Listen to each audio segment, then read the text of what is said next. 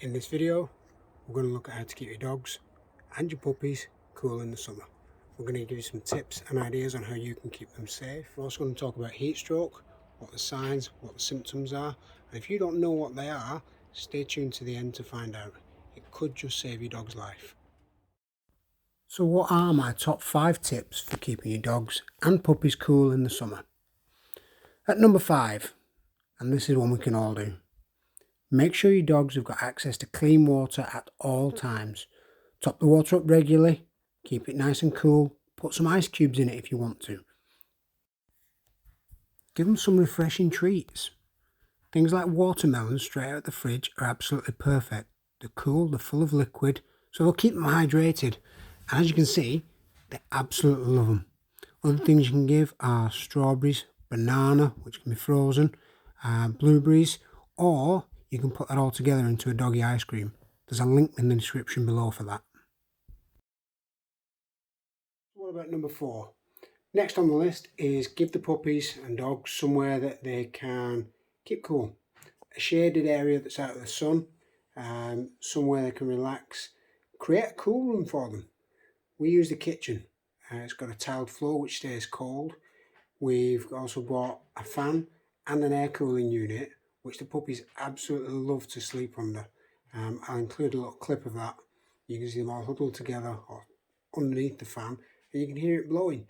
They absolutely love it.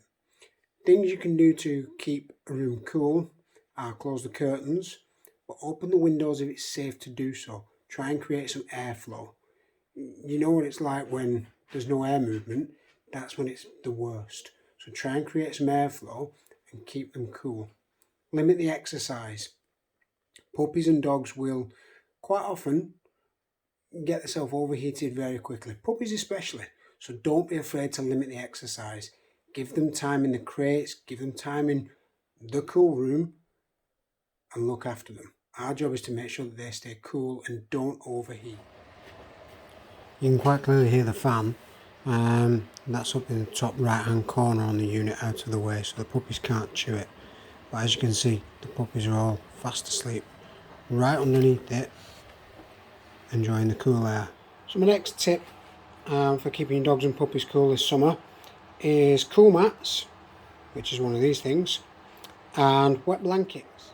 Perfect example of a cooling mat in use. So with the cool mats, that is quite often gel filled. You can put them in the refrigerator or you can use them as they are, and when the dogs lie on them it gives them a cooling sensation which draws the heat away from the body and makes them feel cool. And I can't leave this unattended because they will at some point have a tug of war with it. So if your dog likes to chew things, then one of the other options that you've got is something like a wet blanket. So simply wetting a towel or a blanket under cold water, wringing it out so it's not absolutely saturated, but so that it's cold to lie on, and putting that on the floor for them. Again, regularly top it up through the day, make it feel cold. If the water's starting to get warm, run it back under the tap, wring it out, put it back down for your dogs. Especially if you've got a tiled floor like we have, it's extremely useful. If you've got some useful tips and ideas on how to keep your dogs cool, then why not share them in the comments?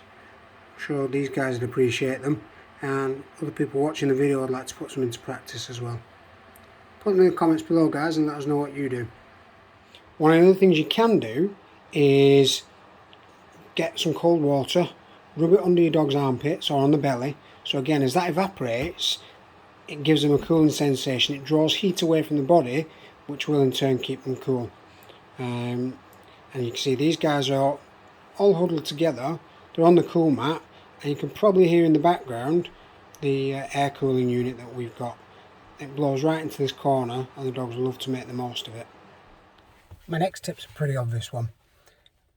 Probably one I shouldn't have to tell you, but I'm going to, because I still see people doing it all the time.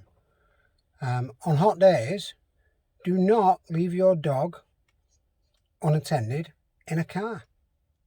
If you have to take them in the car, make sure that you can put your windows down securely so your dog can't jump out, obviously, or put the windows up and put the air conditioning on. These guys overheat very, very quickly. Some dogs travel really well in cars, but others don't. Others get very stressed and get very warm, and you'll notice them panting, even just on short journeys. So on a warm day, that's going to be even worse. So make sure, if you've got to travel in the car with them, you have the air conditioning on. You've got the windows open so there's airflow, and it's keeping them cool.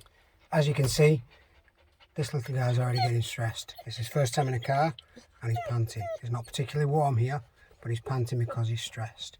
Now, if you take a dog in the car on a hot day and they start to get stressed, they'll overheat even quicker. So you've got to make sure you know what the signs, symptoms and signals of heat stroke are and how to treat it.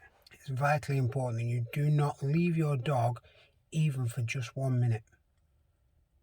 On cold winter days, in your car, your dog can overheat, but in summer, it takes minutes. Look after them. That's our job. Okay? Do not leave them in your vehicle, especially when it's hot. My next one's quite a big one, and I see people getting this wrong all the time. It's plan your walks. What do I mean by plan your walk? Exactly that. Just think about the time of day that you're going to take the dog out for a walk. Go on, Phoebes. Go. You shouldn't be walking your dog in the middle of the day when it's hottest. You shouldn't be walking your dog late in the morning or early in the afternoon when it's really hot. You should be walking your dog early morning, late evening, when it's at its coolest. And if you can't walk them at that time, don't walk them. No dogs have ever died from missing a walk for a day or two. But unfortunately, plenty have died from being taken for a walk at the wrong time. So what I would say is get up a little bit earlier, take them for a walk at the cool part of the day. If you do need to walk them, before you do it, go out onto wherever you're going to walk them, get the back of your hand, this part, and put it onto the floor and check the temperature. If that floor, what have you brought me, Phoebes? Bringing me a bread roll, I think. Yeah, I don't want that. I don't want that. If you can't do that and it's too warm, you've got to hold it there for 5 to 10 seconds. And if you can't do it, then it's too warm. You shouldn't be walking your dog. It's going to burn their feet. So look after your dogs, check the temperature of the surfaces and plan your dog walks. Keep them safe, keep them cool. You might remember me earlier mentioning what the signs of heat stroke are and learning how to recognise those. If you want to find out more about that and potentially save your dog's life, make sure you watch this video, find out all about heat stroke in your dogs to keep them even safer this summer.